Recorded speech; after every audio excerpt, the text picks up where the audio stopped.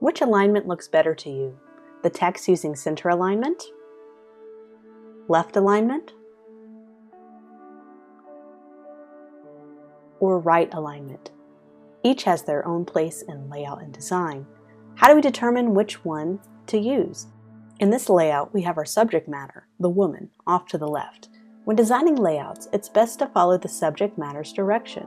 We can align to the left, against the model, all of our text elements. This is going with the flow of design and makes for a compelling layout. In this example, I'm using center alignment for all of the text elements, including the website. You will notice this nice block of white space to give breathing room in between the different elements. Notice that the design commits to a nice, clear alignment throughout the piece, striking a nice balance that is pleasing to the eye. When you have a bold photo or subject matter in your design, it is wise to embrace that image and highlight it by placing the main headline text over the subject matter.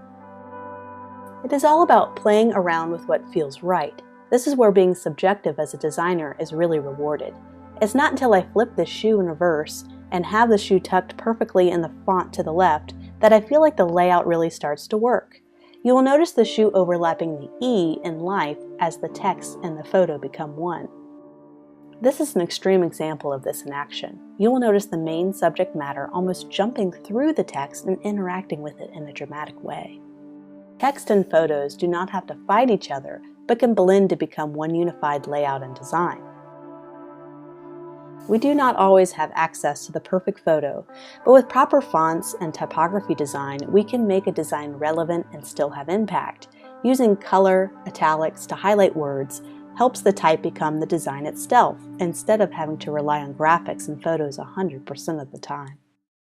White space is so important. Do not underestimate its impact on the viewer's mood when seeing a design piece. This is a great example of white space. The next one struggles to breathe, and therefore it struggles to make the viewer feel at peace with the beautiful photography behind it. I'm taking this poster design and scaling back the font size to give more breathing room and white space between the elements.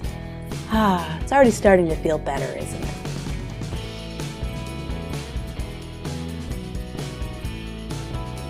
I dare say that typography is one of the most important elements in design today.